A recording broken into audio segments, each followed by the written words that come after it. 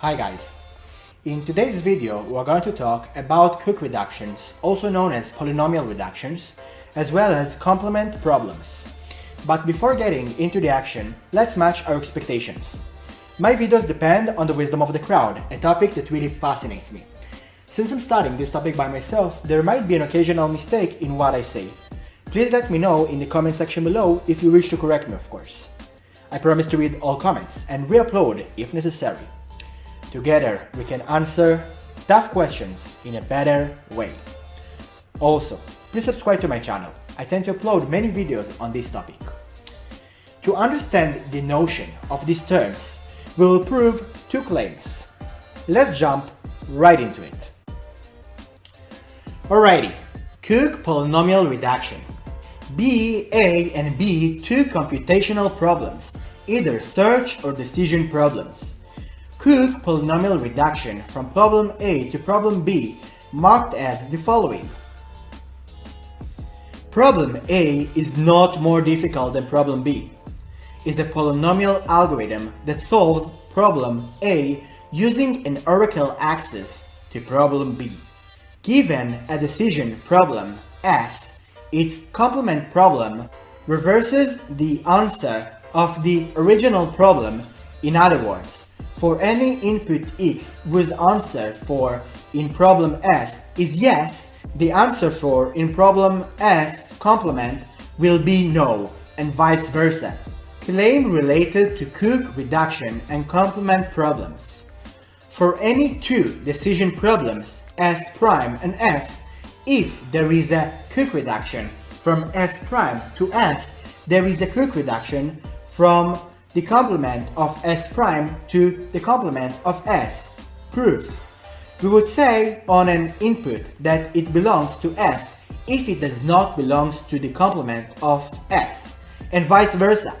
In other words, the set of solutions for S complement is the set of solutions S returns no for. Assume that there is a Cook reduction from S prime to S. The oracle would return yes if and only if a given solution solves the problem and no otherwise. We would reverse the oracle. In other words, ask it to return yes if the input does not solve the problem and no if it does. And we had successfully found an oracle from problem S prime complement to S complement. Closure property of complexity class NP conjunction CONP to Cook reduction. Notice that a problem in the complexity class CONP might belong to NP as well. Assume that P not equals NP. The class NP does not retain the closure property for Cook reduction because some of the complement problems of class NP, the problems in class CONP, are not NP problems. We can ask the oracle complicated questions such that each question depends on the answer for the previous question. For example, when we wish to discover a prefix of a word, we can ask the oracle on each iteration about the next bit, and according to its answer proceed asking about the next bit. We would look at the problem Q in the complexity class P with an oracle access to problems in the conjunction of NP and CONP, which marked as the following. We know that there is an algorithm M and group A in the conjunction between NP and CONP, such that algorithm M with an oracle access to group A, marked the following, solves the problem Q.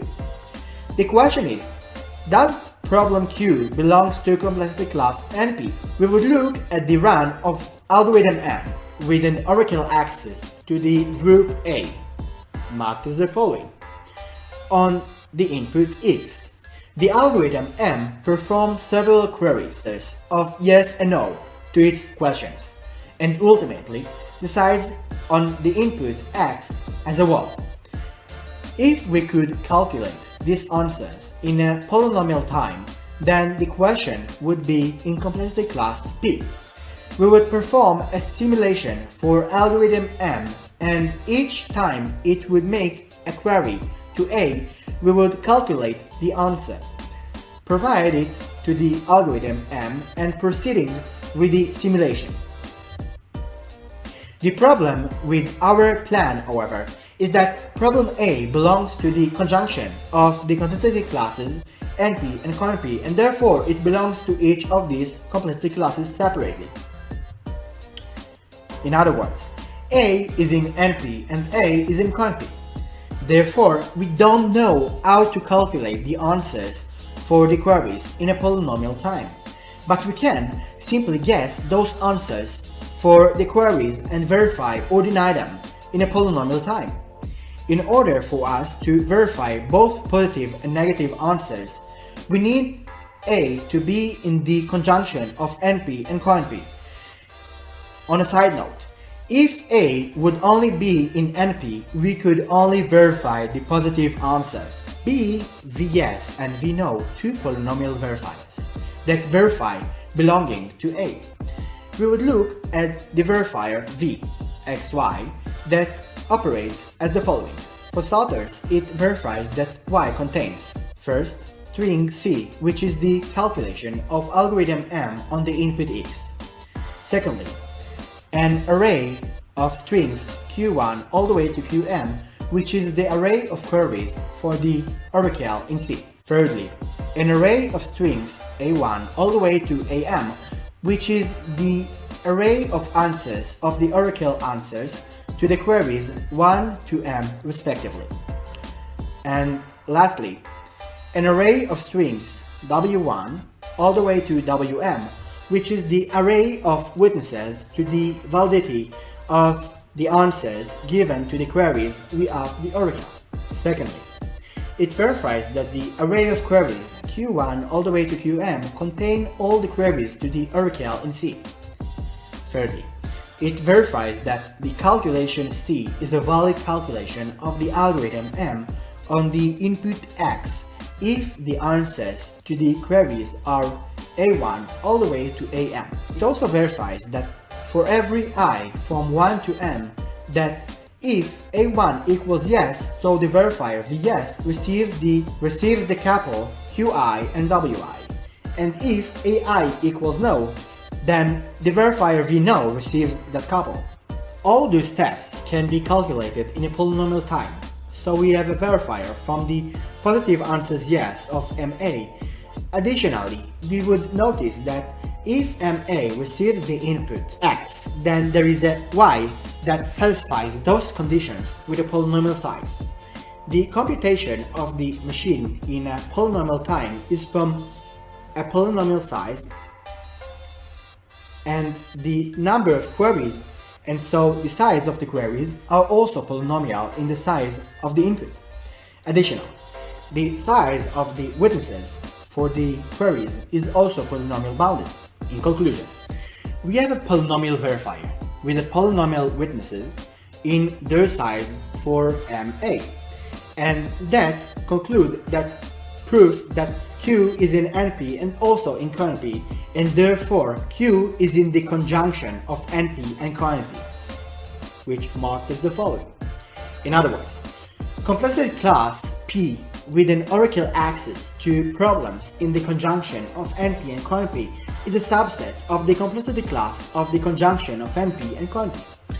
Therefore, the complexity class of the conjunction of NP and COMP returns the closure property for Cook polynomial reduction. Well, that's about it. I hope you learned something new from this video, and please comment below with your thoughts. First degree studies in university are all about social studies, and this project comes to encourage that. Please subscribe to my channel. Until next time, bye bye!